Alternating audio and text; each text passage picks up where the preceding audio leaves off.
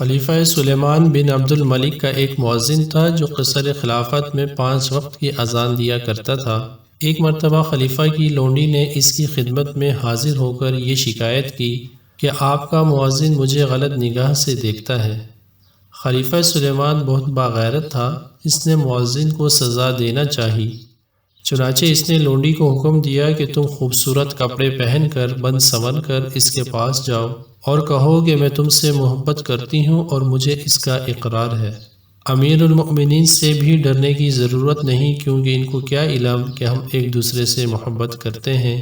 اس قسم کی گفتگو سکھا کر خلیفہ نے لونڈی کو مؤذن کے پاس بھجوا دیا اور کہا کہ وہ جو جواب دے مجھے بتانا۔ لونڈی نے اپنے آپ کو بنایا، سنوارا اور مؤذن کے پاس چلی گئی۔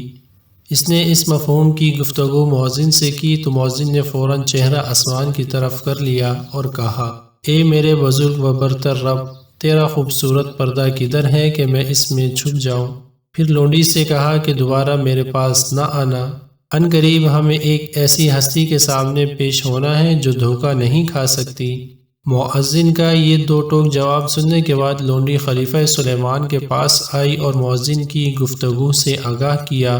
خلیفہ اس مؤذن کے تقوی سے بڑا متاثر ہوا۔ اس نے مؤذن کو بلوایا اور کہا کہ ہم اپنی اس لونڈی سے تمہاری شادی کرنا چاہتے ہیں، اخراجات کے لیے 50,000 درہم کا عطیہ بھی دیتے ہیں۔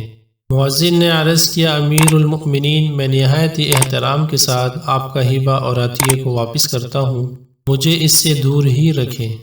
اللہ کی قسم، جب میری پہلی نظر اس پر پڑی تو وہ مجھے بڑی خوبصورت لگی اور میرے دل میں اس کی چاہت پیدا ہوئی، مگر اس کے ساتھ ہی میرے دل میں رب کا خوف پیدا ہو گیا۔